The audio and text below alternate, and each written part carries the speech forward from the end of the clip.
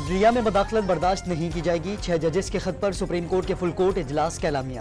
وزیراعظم سے ملاقات میں انکوائری کمیشن بنانے، عدلیہ کی آزادی یقینی بنانے اور فیض آباد دھرنا کیس کے فیصلے پر عمل درآمد کرانے پر اتفاق۔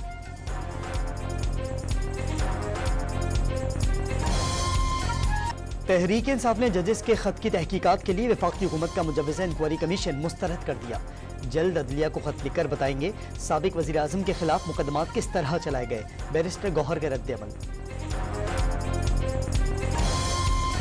وفاق کی کابینہ کا کل ہونے والا اجلاس ملتوی، مسلسل تیسرے روز ملتوی ہونے والا اجلاس اب 30 مارچ کو ہوگا۔ وفاق کی وزیر داخلہ محسن نقوی کی وزیر اعلیٰ خیبر پختونخوا الیمین گنڈاپور سے ملاقات، پشاور میں C T D headquarter کا بھی دورہ، ادارے کی استعداد کار بڑھانے کا فیصلہ۔ ضلع کرم میں کوئلے کے کان میں گیس بڑھ جانے سے 4 مزدور جاں بحق، مرنے والوں میں 3 کا تعلق ایک ہی خاندان سے تھا۔ اور ذوالفقار علی بھٹو کی برسی پر سندھ بھر میں 4 اپریل کو عام تعطیل کا اعلان، نوٹیفیکیشن جاری کر دیا گیا۔